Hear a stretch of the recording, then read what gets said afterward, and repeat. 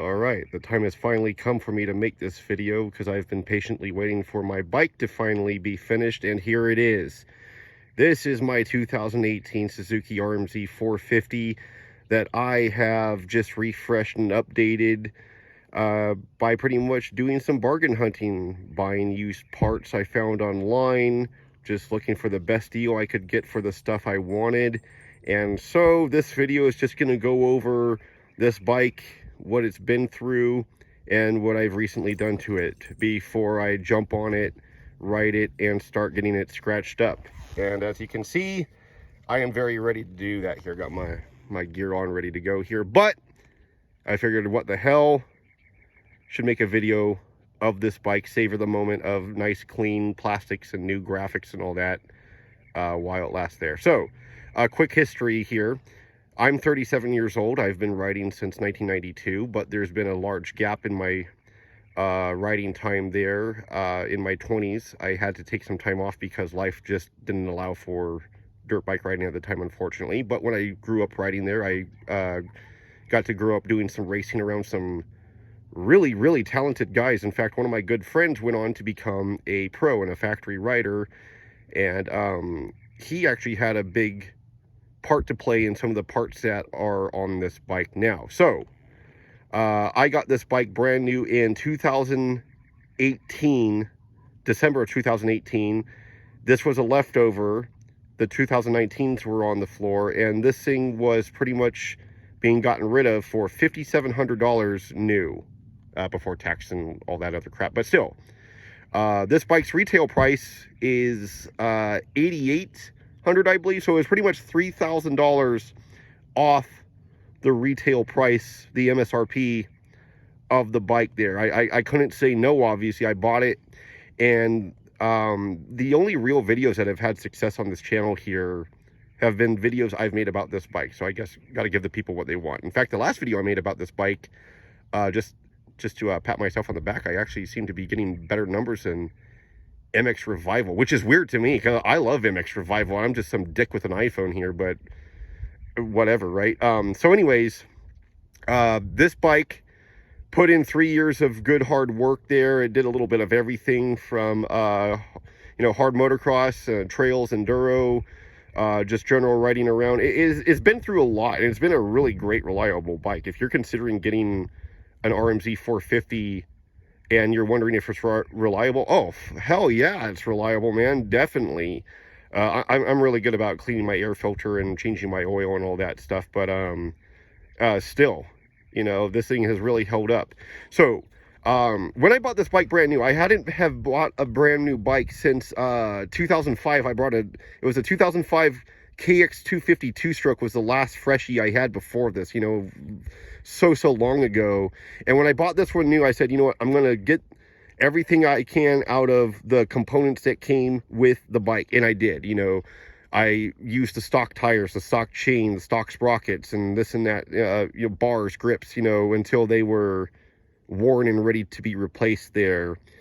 It had a few things replaced, of course, since I've had this bike, the tires and chains and sprockets, but it is now on some fresh stuff. And now I'd like to get into what I spent to get the bike where it is. So like I said, our base price for the bike brand new was $5,700.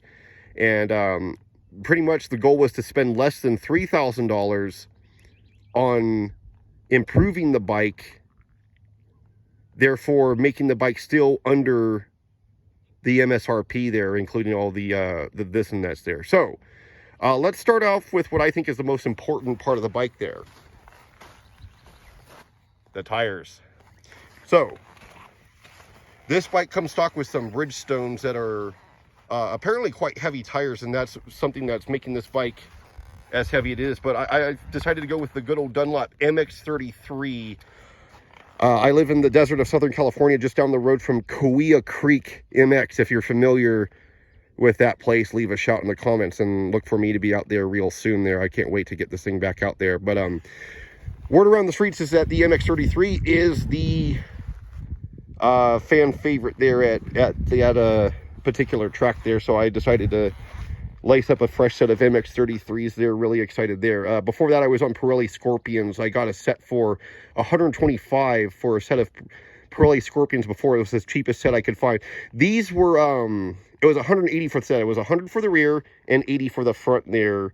I decided not to get the cheapest possible this time on the tires because, like I said, I feel tires are the most important part of your bike. It is the only part of the bike that makes contact with the ground. Now, moving on to the next improvement on the bike, want to give a big shout out to the boys down at Factory Connection in Corona, California. So the revalve of the suspension, really excited. Probably the most exciting thing of the bike I'm ready to experience here in a few moments after I get done filming here. Factory Connection, they were $1,224 after everything here for the front and rear revalve, and that includes on the back shock a new coil which is stiffer. If you can see there, it's actually an Eibach coil. I didn't even know Eibach made stuff for dirt bikes, but you know, I think of Eibach when I think of car suspension, but it's a stiffer rear coil. And then the forks, the guy down there said, look, we just recently started using these new fork pistons, and everyone that has tried them is fucking raving about them, and it's $200 extra to do that. I was like, man, am I gonna love it if I spend that $200? And man, you are gonna love it. So taking your word for it, dude. But this has the new pistons in it there, and then we have the new coil on the back there, of course, with all new valvings and stuff. They give you a bag with all the old crap there. Now, one thing I want to talk about real quick on the rear shock here, or the rear suspension, I should say. You know, I should have brought it out. I actually have a longer linkage for down here. I bought one that's longer, and I told the suspension guys at Factory Connection that, and he said, hey, don't run it, run the stock one. And like, hey, wait a minute, I read all the time about how the longer linkage, you know, is one of the best improvements you can do for this bike. I'm not paying people on the internet $1,200 to do work on my bike. I am paying these guys $1,200 to work on my bike. I'm going to take their word for it. You know, I'm just going to resell the longer linkage. I bought it used. It was one of the used parts there. I bought used for cheap for $140 there. So I'll just resell it and get my money back there. It's no big deal. I'm taking the advice of the professionals, and you should probably do the same. All right. So far we've spent about, you know, $180 on suspension. We've spent about $1,250 on the suspension there, $200 almost on the tire there. So moving on to here's a good one, Yoshimura RS4 muffler. These things I think retail for about $400 brand new. You can see here I have it paired with the stock header. I did have a Yoshimura header that I ended up selling there. I actually really like how it runs. Stock header Yoshimura muffler there. So this $400 Yoshimura muffler I bought used for $150, and it still looks really good. And this thing has a lot of rides on it too. You know, knock on plastic, but the carbon fiber doesn't have any big whams to it there. That seems to be a really susceptible part to exhaust air. So got that exhaust for less than half price basically there. Shout out to the dude Robbie White on Facebook who sold me this there. His RMZ, he took and built it into a drag bike. It's lowered. It's got a custom pipe that comes along the bottom and out here. Big ass baby bottle of nitro there. I guess drag racing dirt bikes is a thing there, and he's very into it. But thank you, dude, for hooking me up with this here. I also hooked him up with some other parts there, as I sell parts on the side. Okay, here's the most recent hookup I got here. These are the SCP motor mounts. You can see the pretty colors that they have there. Here's the thing though, that front mount there, that thing's like a third as thick as the stock one here, and you can see the upper one here has a large negative space in the middle of it there. Same with that one on front there, it has a little negative space down there, but that's to create flex, and these apparently make the bike much less rigid, a lot easier to handle and comply with over braking bumps and coming into corners and stuff there. So these have a lot of really good reviews, and they sell for $400 brand new. I just got these for $225 used off Facebook there. Took a little looking in patience there. No, wait, actually I saw a guy post these up there for sale, and I had been wanting a set of these, so I jumped on these. This was me being a bit of an opportunist there. So almost half price on these bad boys here. Really happy about those. The next big one here, we got the X-Trig clamps here. Revolutionary Opposing Clamp System. That's what that's an acronym for, because as you can see, the bolts are opposing with the split here on both top and bottom. They even engrave how much to torque them at there, just to idiot proof them here. But anyways, these are supposed to reduce binding. When the fork tubes come up in here, they don't grab and bind like the stockers do there, making a better movement in your forks, I guess you could say. But these are really popular in pro racing. In fact, the HEP Twisted T Suzukis are running these bad boys here. So these I actually got along with a lot of other parts from my friend I was talking about earlier, who went on to race pro there. He gave me a bunch of parts there saying, hey man, I understand you sell parts online, you know, can you do me a favor, sell these parts, you can keep half, just give me half, you know, I just want them gone and want some bucks for them. So these are for a 2016 Rmz450, and so I went on Facebook and posted a question, hey, will these fit my 2018? Of course, no, blah blah blah, no, because we said so. So instead of listening to guys on the internet, kind of like I was talking about with that shock link earlier, instead of listening to guys on the internet, I decided to take off the stock ones and put these on and see how these fit. And wouldn't you know, they fit. Dear God, they fit. They look great. I can't wait to try them with the new forks. These are awesome. So brand new, these go for $800, brand new in the box. Yikes.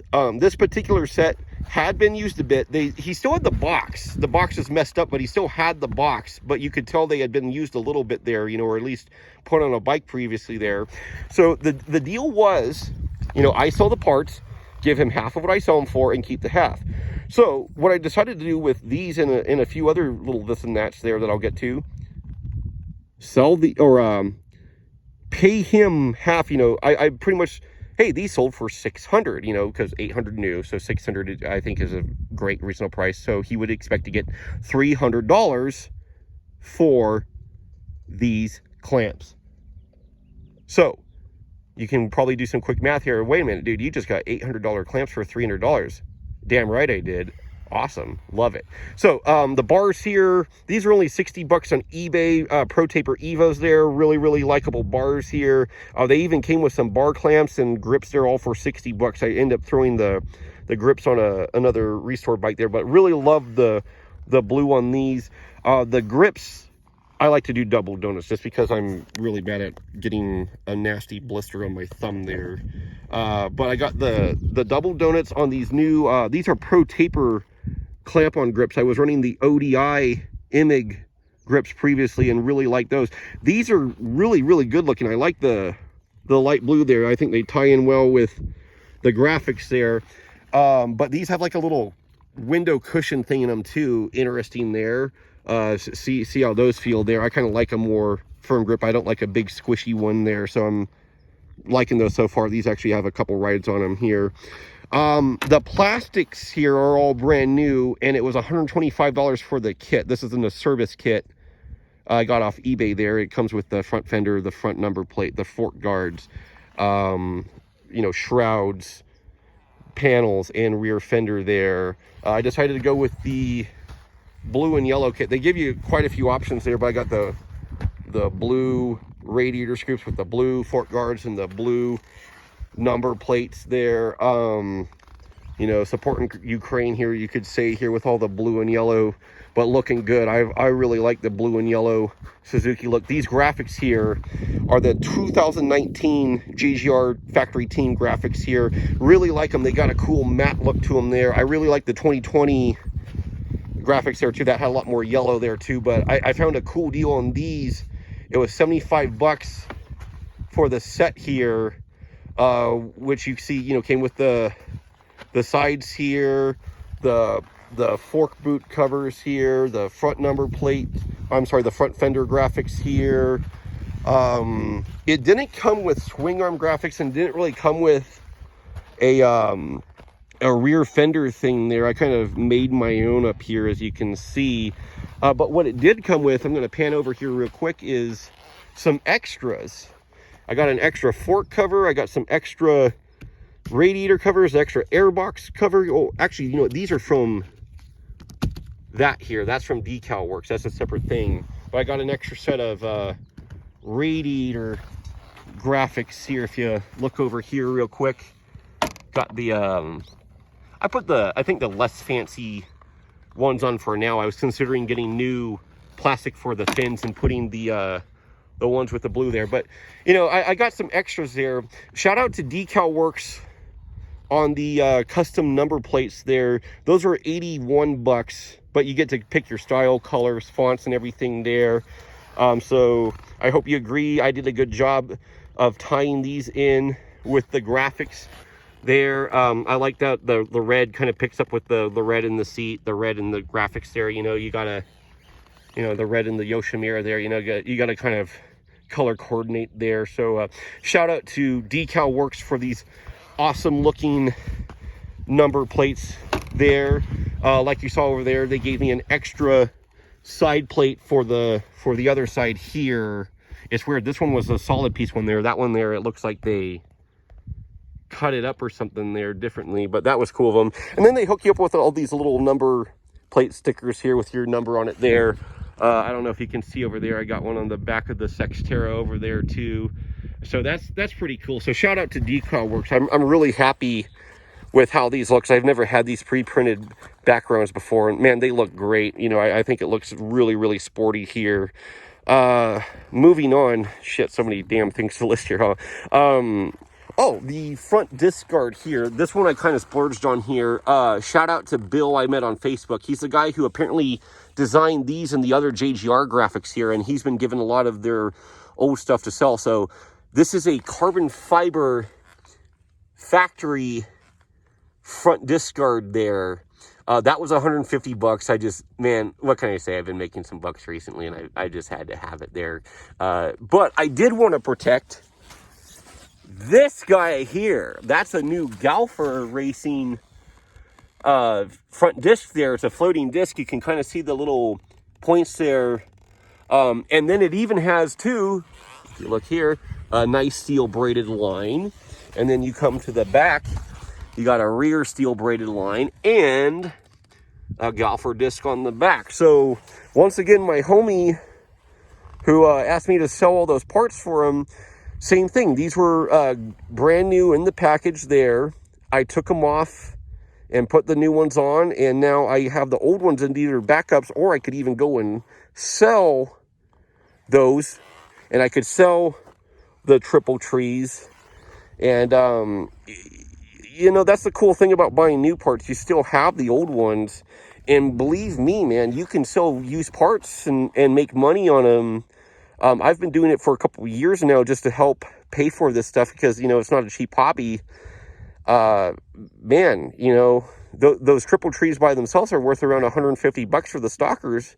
So I guess a big point of this video is look for opportunities, look for bargains, be smart. If you got something of value, you can sell it, and just remember that price is what you pay and value is what you get. So I tried to keep the price low when I bought the bike, when I did something, anything to the bike there. But at the same time, I want to make sure I'm getting what I want.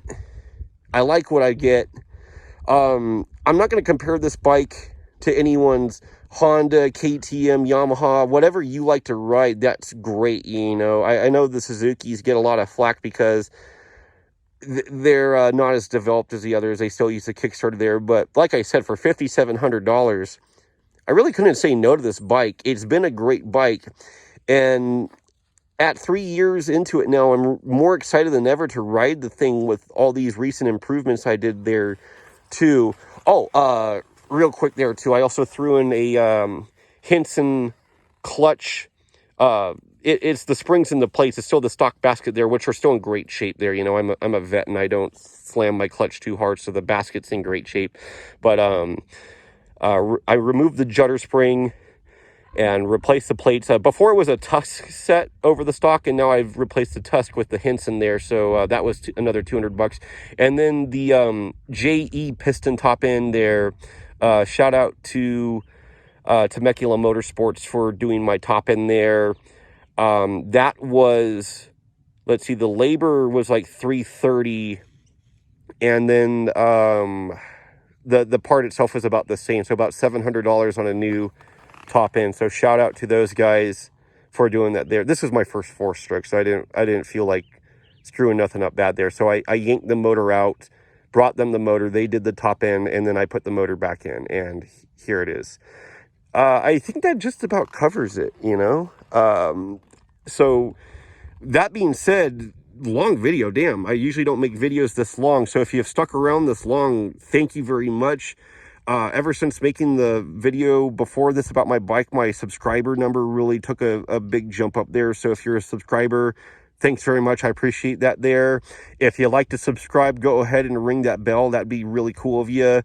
If you want to make a comment down below, let me know if you had any questions about these bikes, or, you know, maybe you got some good story about the bikes or some advice that's a great thing to do about these bikes, or maybe you've done something you regretted to it. Please let me know in the comments, man. I'd be really interested to hear what you guys have to say about these bikes. You know, I really love mine, and I'm super excited to take this out and rip it around here on a Sunday. So if you don't mind, I'm going to call it quits now. Peace out to all of you all. Thanks for checking out the Paradise. I've got some riding to do.